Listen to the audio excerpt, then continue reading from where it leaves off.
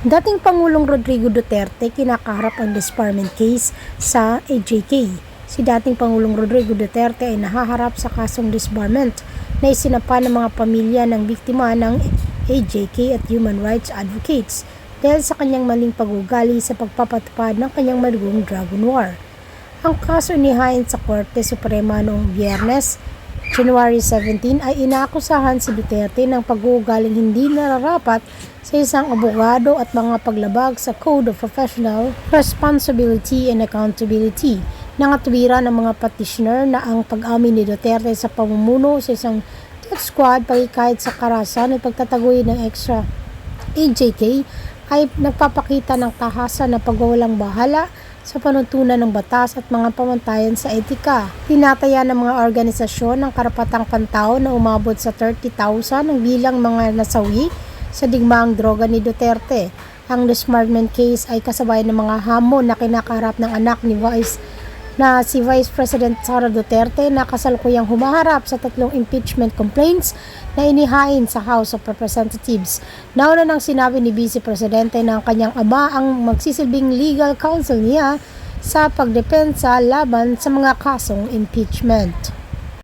The Quadcomm likewise recommends the filing of appropriate charges against the following: former President Rodrigo Duterte, Senator Roland Bato de la Rosa, Senator Christopher Lawrence Bongo, former PNP Chief Oscar David Albayalde, personalities involved in Pogo-related illegal activities, Attorney Herminio Harry Roque Jr., Catherine Cassandra Leong, Go Waping or also known as Alice. In investigasyon, Mr. Speaker, ay nakita natin na ang modus operandi ng mga Pogos ay gumamit ng mga Pilipinong dummies bilang mga nominal na may-ari upang magtatag ng mga korporasyon na nagpapahintulot sa mga dayuhan na iwasan ang mga batas na naglilimita sa pagmamay-ari at operasyon sa mga industriya tulad ng gaming at real estate.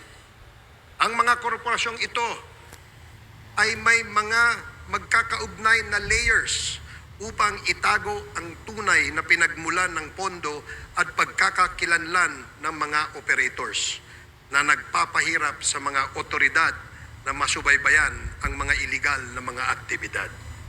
Mr. Speaker, ang mga pogos na ito ay naguhugas ng pera mula sa mga krimen tulad ng human trafficking, illegal na pagsusugal, bentahan ng droga at cybercrimes sa pamamagitan ng pagpapadaan ng pondo sa mga bank account, pagbili ng ari-arian at iba pang mga instrumentong pinansyal na pinapalabas na lehitimong operasyon ng kanilang mga negosyo.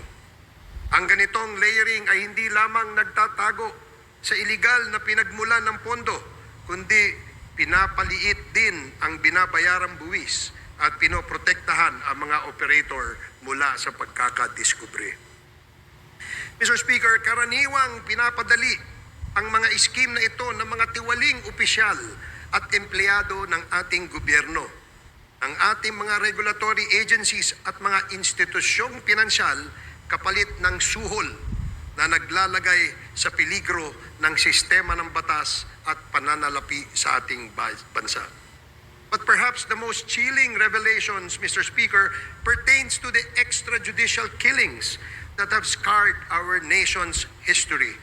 The investigations brought to light a harrowing narrative of abuse of power and institutional impunity during the Duterte administration. Witness testimonies corroborated by evidence revealed a system that incentivized the killing of suspected drug personalities, a system modeled after the so-called Davao template and replicated nationwide. Mr. Speaker, this is not merely a report of the past wrongdoings, but a call to action. The Quad Committee has responded by filing concrete legislative measures aimed at addressing the gaps in our legal framework. Number 1, House Bill number 10986, classifying and penalizing extrajudicial killings as heinous crime while providing reparations for its victims. Number 2, House Bill number 10987, prohibiting all forms of offshore gaming operations in the country with severe penalties for violations. Number 3, House Bill number 11043, allowing civil forfeiture of unlawfully acquired real estate properties by foreign nationals. Number 4, House Bill number 11117, providing for the administrative cancellation of birth certificates fraudulently obtained by foreign nationals. In addition to these proposed bills, Mr. Speaker, our inquiries have already yielded significant actions. Number 1, the Joint Committee inquiry prompted authorities to reopen investigations into the murders of Police General Wesley Barayuga, former Albuera Leyte Mayor Rolando Espinosa, and 3 Chinese nationals killed inside the Davao prison in Penal Farm. 2, the certificate of registration of or incorporation of Empire 999 Realty Corporation was revoked by the SEC. Number 3, the Philippine passport of Mr. Kai Kimeng, also known as Mr. Willie Ong, and Yang Jiazheng, also known as AD Taiyang, were cancelled by the concerned government agencies. The findings of the Joint Committee led to the filing of legal cases against Go Waping, also known as Alice Leal Go, including charges of human trafficking and graft and corruption. Number 5, the chairperson of the PAOK directed the Anti-Money Laundering Council to file for court-issued freeze orders or provisional asset preservation orders against assets linked to unlawful activities. These include the following corporations: Lucky South Limited Corporation, Whirlwind Corporation, Biancham Holdings and Trading Incorporated, Empire 999 Realty Corporation, Sunflare Industrial Supply Corporation, Yatay Industrial Park Incorporated, Mexico 999 Industry Realty and Development Corporation. These actions underscore the progress achieved through our investigations in addressing systemic crimes and abuses. We have also recommended, Mr. Speaker, amendments to relevant laws, including the Anti-Money Laundering Act, the Anti-Trafficking in Persons Act, the Civil Registry Law, the Anti-Dummy Law, the Bank Secrecy Law, the new Philippine Passport Act, the Comprehensive Dangerous Drugs Act, the Cybercrime Prevention Act, the Tariff and Customs Code, the Revised Corporation Code, and the Local Government Code, among others. Mr. Speaker, in total, we have recommended at least 30 proposed legislations, and these measures aim to strengthen our legal frameworks and ensure that such abuses and misdeeds are prevented in the future. The Quadcomm likewise recommends the filing of appropriate charges against the following. Number 1, personalities linked to the illegal drug trade, particularly those implicated in the seizure of 360 kilograms of shabu in Mexico, Pampanga, Kai Kimeng alias also known as Willie Ong, Yang Jiazheng also known as AD Taiyang, Mayor Teddy Tumang, and all the incorporators of Empire 999. Number 2, perpetrators of crimes against humanity under Section 6 of Republic Act 9851 or the Philippine Act on Crimes Against International Humanitarian Law, Genocide, and Other Crimes Against Humanity. Former President Rodrigo Roa Duterte, Senator Roland Bato de la Rosa, Senator Christopher Lawrence Bongo, former PNP Chief Oscar David Albayalde, former PNP Chief Debold Sinas, Police Colonel Royina Garma, Police Colonel Edilberto Leonardo, and Hermina Muking Espino.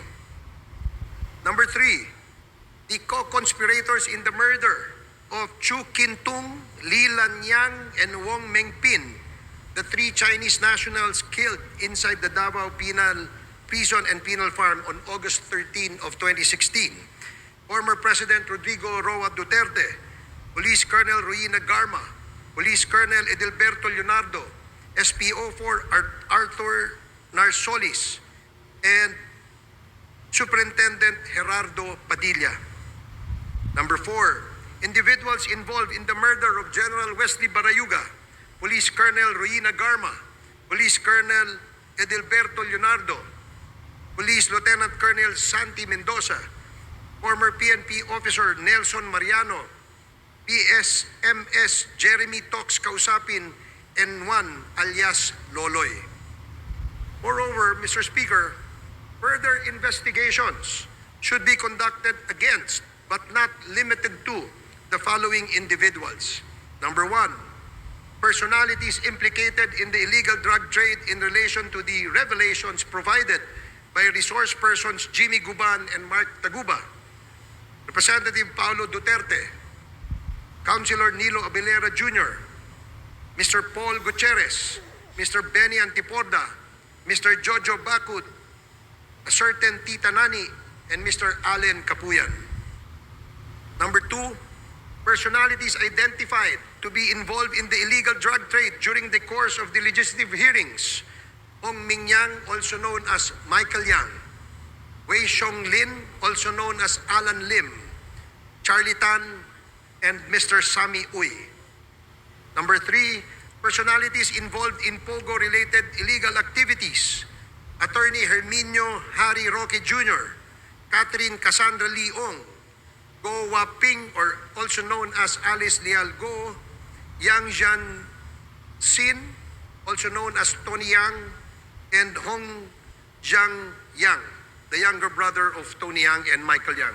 Mr. Speaker, our work is far from over. The Quad Committee's progress thus far is a testament to what we can achieve when we confront corruption and criminality with courage and resolve. However, it also underscores the magnitude of the challenges we face. This is a defining moment for this Congress, Mr. Speaker. It is an opportunity to uphold the rule of law, protect our nation's sovereignty, and deliver justice to those who have been wronged. I urge my fellow legislators to give this report the attention it deserves and to support the proposed measures that will ensure these injustices are never repeated. Together, let us take the necessary steps to restore faith in our institutions and reaffirm our commitment to the Filipino people. Maraming salamat.